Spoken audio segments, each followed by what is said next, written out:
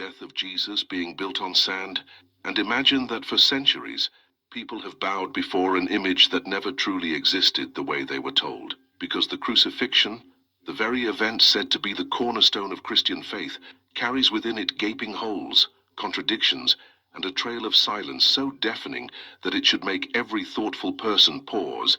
And this is where we begin, with the shocking claim that the crucifixion was not merely misunderstood or misinterpreted, but engineered, shaped, and implanted into the minds of believers through a careful process of editing, omission, and invention.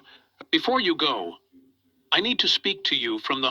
And this silence forms the second proof, because the absence of external confirmation from Roman or Jewish records screams fabrication. It is inconceivable that a Roman execution in a politically tense environment, one allegedly surrounded by earthquakes, solar eclipses, and resurrected corpses, would not merit even a single reliable mention outside of church-constructed texts. What is more, Pontius Pilate himself, the Roman governor who supposedly condemned Jesus, has records detailing minor executions, administrative decisions, and even inscriptions bearing his name, yet there is not one authentic Roman record confirming the crucifixion of Jesus.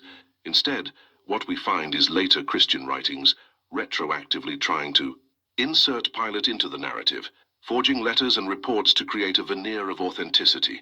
And so we stand with two crushing proofs at the very foundation: the contradictions in the very texts that should be united, and the absolute silence of history beyond those texts. And if that does not shake you, then you must ask yourself why every detail of this supposed defining event reads less like history and more like a constructed drama, a passion play designed to stir emotion, but not to convey truth. Now pause and reflect. If the most important moment in human history is riddled with irreconcilable contradictions and uncorroborated by every external source of its time, what does that say about the foundation upon which billions rest their faith? Does it not echo like a hollow drum, powerful in sound yet empty within? And as you sit with that thought, know that we are only beginning, because the proofs only grow heavier, and the silence of history is only the first of many. Cracks that show the crucifixion as a fabricated event, carefully staged by those who needed a dying savior to build their theology upon. Words so shocking that they beg the question, if the crucifixion never happened, what else has been a lie all along? What else have we been taught to believe without evidence? And how much longer can the silence be ignored? Remain with me, because the story is about to descend even deeper into the labyrinth of deception, and each step will make it harder for you to ever look at the crucifixion story the same way again. For once the truth is unveiled, it can never be unseen, and what was once sacred will reveal itself as invention, manipulation, and myth carried forth under the name of truth. If the first two proofs shook the ground beneath the crucifixion story, the next layers of evidence will expose why the event was fabricated, because when we strip away the veil of blind faith, we discover that the crucifixion narrative served political and theological agendas far more than it served history. And here lies the third proof, the role of Rome itself, because crucifixion was not simply an execution method, but a highly public and deeply political display designed to send a chilling message to all who opposed imperial rule. Romans did not crucify in silence. They made spectacles of it, lining the roads with crosses, boasting about their dominance, and meticulously recording events that could intimidate subjects. Yet in the case of Jesus, the so-called King of the Jews condemned for treason, we find no Roman archives, no imperial decrees, no proclamations, nothing. And this absence is not trivial. It is fatal to the claim, because a man condemned as a political threat and crucified at Passover in front of crowds should have ignited records. Yet only Christian texts decades later tell this story, revealing that the tale was crafted not by the state, but by the church. And the fourth proof ties directly into this, because if crucifixion was truly the means of execution, the burial narrative makes no sense. Romans never granted crucified criminals honorable burials. Bodies were left to rot as warnings, thrown into mass graves, or eaten by scavengers. Yet the Gospels insist Jesus was given a pristine tomb, provided by a wealthy disciple, watched over by mourners, treated with spices and cloth, a story that aligns far more with Jewish honor and theological drama than Roman practice. Historians point out this burial account violates every known Roman policy, meaning it is a literary device to exalt Jesus in death rather than a reflection of fact. Now pause with me, because when you realize that the very punishment Rome perfected as public shame was rewritten by Christian storytellers into a sacred burial, you see fabrication, you see transformation of a brutal reality into symbolic theater. And that makes you ask, who benefited from rewriting the humiliation of crucifixion into a glorious burial? The answer is clear. The early church, because they needed their Savior not to rot on a cross, but to emerge as a king who even in death was honored, respected, and vindicated. And this is why the contradictions and silences scream louder with every step. Because what should have been a public political execution became a private theological drama, rewritten to inspire devotion rather than document history. So reflect on this. If the crucifixion as described would have been a public spectacle, why is it absent from Roman memory?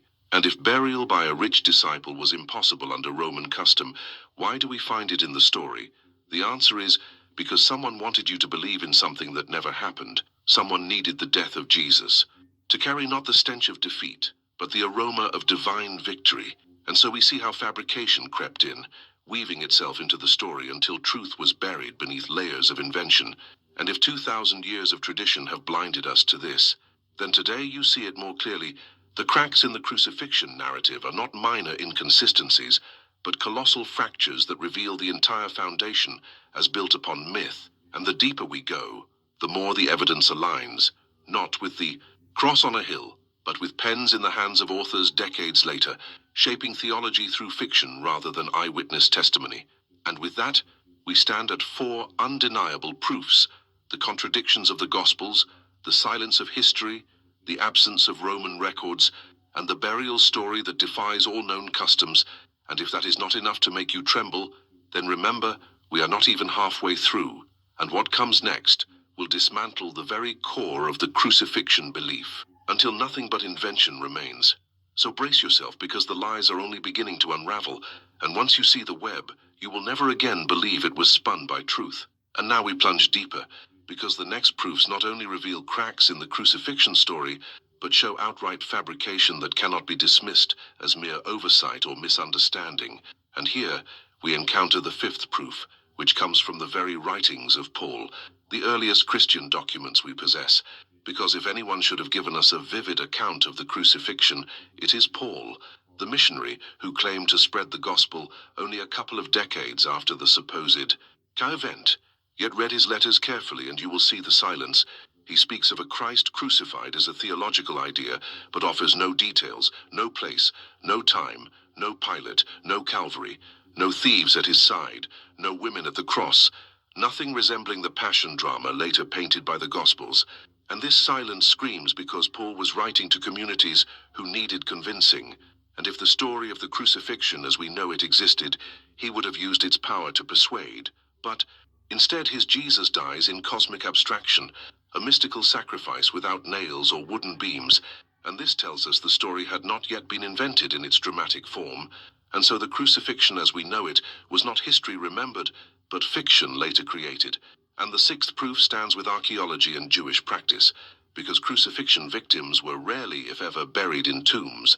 They were discarded, and archaeology confirms this with the discovery of skeletal remains from crucifixions where bones were left pierced, damaged, and disposed of without honor, never carefully wrapped and sealed in wealthy tombs. Jewish law itself considered crucified victims cursed, defiled, and unworthy of ceremonial burial. Yet the Gospels present a sanitized story where the Jewish elite supposedly fought for the body of Jesus to receive respectful rites, a contradiction so glaring that historians know this was theological invention, not cultural reality, because Jewish authorities were not lobbying Rome for the dignity of a condemned blasphemer. They were distancing themselves from him. Yet the story rewrites reality so believers would see Jesus as chosen even in death. And the more we examine the evidence, the clearer it becomes that the crucifixion tale was sculpted not from memory, but from need, from the desire of early church leaders to give meaning to the death of their figurehead, to align it with prophecies, to construct a passion play that would stir hearts for centuries. Now reflect on this. If Paul himself never described the crucifixion in detail, if archaeology denies the burial story, if Jewish law would never have allowed the treatment described, then how can we continue to claim this event as historical? How can we say with confidence that it happened as written, when every shred of evidence points to the opposite, that the drama of the cross was a fabrication inserted into texts to turn a movement into a religion, a teacher into a savior, a death into a myth? And you must ask yourself, how many centuries of worship have been built upon this silence, this contradiction, this fabrication? And if faith is meant to be truth, what happens when the very foundation collapses under scrutiny? Because every word you have heard so far dismantles the story, leaving nothing but invention. And we are not finished, because the next proofs will reveal how the crucifixion was not only fabricated, but borrowed, copied, and reshaped from older myths. And once you see the parallels, you will realize that the cross was never history, but theater dressed as destiny, and that realization will change forever how you look at the symbol that has dominated 2 millennia of belief. As we continue tearing through the illusions that have kept billions convinced for centuries, we reach the seventh proof,